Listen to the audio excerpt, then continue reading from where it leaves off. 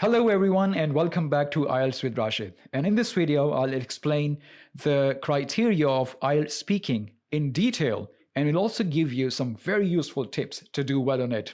Let's get going.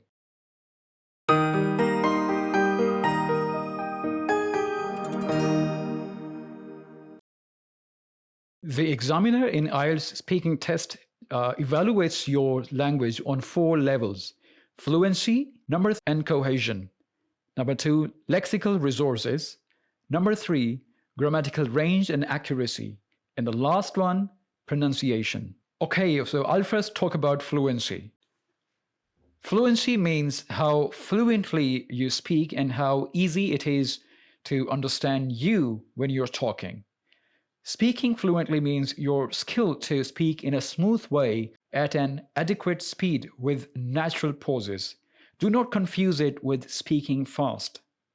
There are a number of things that can interfere with your fluency. The number one problem is being conscious of the fact that you are speaking English. When you become conscious of the grammar, vocabulary, or mistakes of a language, it becomes difficult to speak. The more you think about them, the worse your language gets. You would feel that you are becoming more fluent if you try not to bother about these mistakes that you are making in English. You shouldn't bother because trying to think about vocabulary and grammar isn't going to make it any better. At best, what this grammar checking can do is interrupt your natural flow and even make your language worse than what you can speak. Just try to speak English the way you speak normally other languages that you've been speaking since your childhood. The next criteria is coherence and cohesion.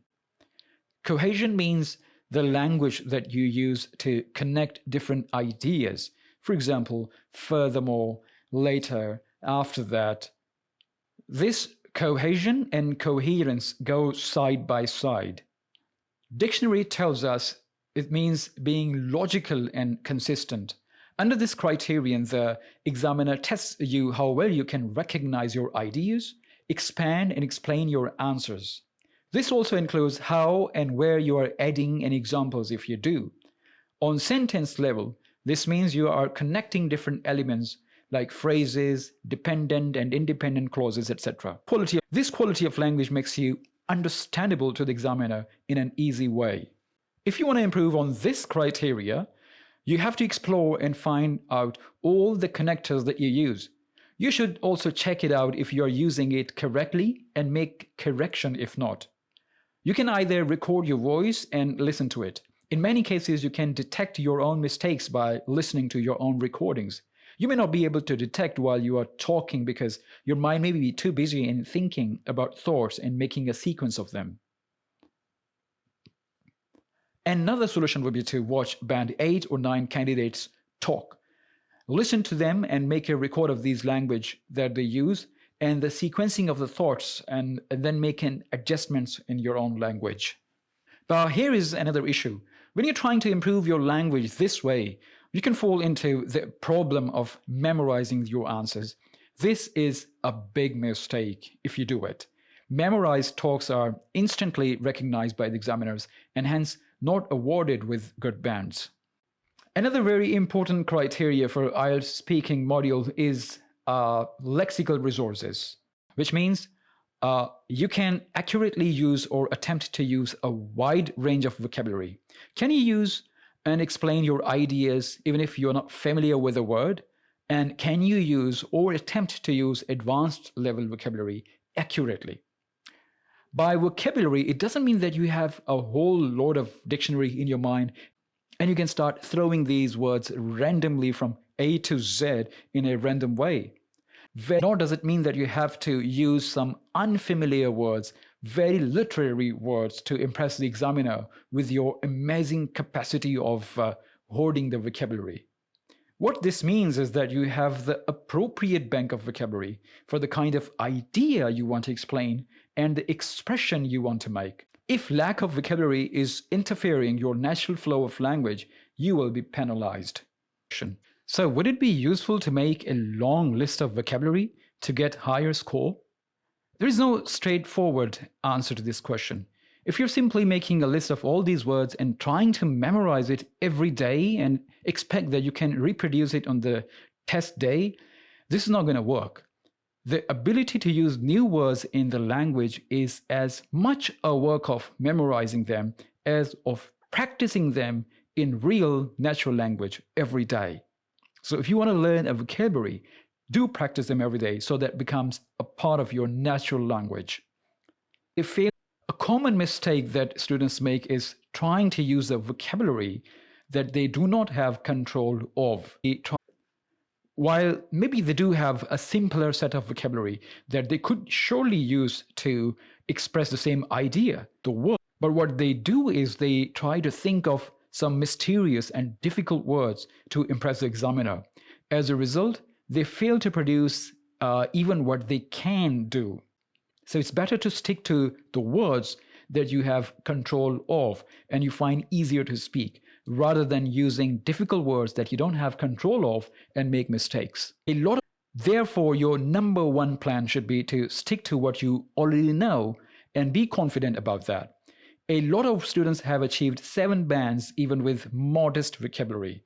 The reason is that you're not being marked for your vocabulary only. If you can achieve coherence and fluency with simple vocabulary, you would get a higher band in that part of area and achieve overall higher score. Next one is grammatical range and accuracy. This area is related to your ability to use grammatical structures in variety and range to suit the simple as well as complex ideas that you want to convey. Grammatical structures are a variety of both simple and complex sentences. Correct usage of tense is just one element of it.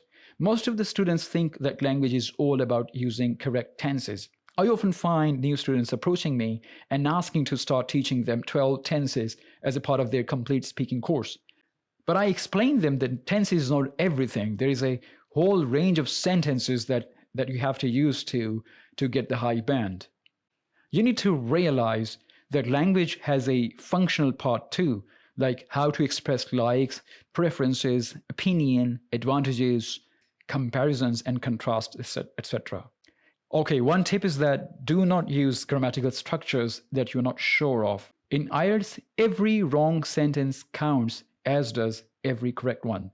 So it is better to rely on the ones that you are sure of rather than introducing new structures that can lead you into trouble. The last one is pronunciation. What this means is your spoken English clear and easily understandable? Can you use other linguistic features like stress and intonation to add extra meaning? How accurately do you use stress for individual words?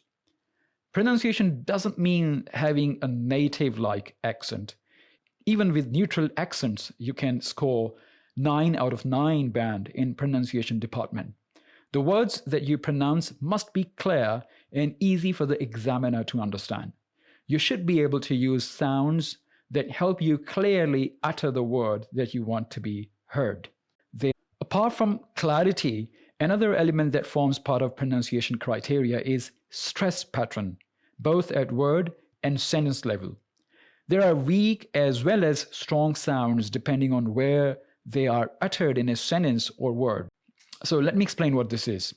This is actually the rise and fall of the pitch or tone and the manner of speaking words that go together and make a part of this same category.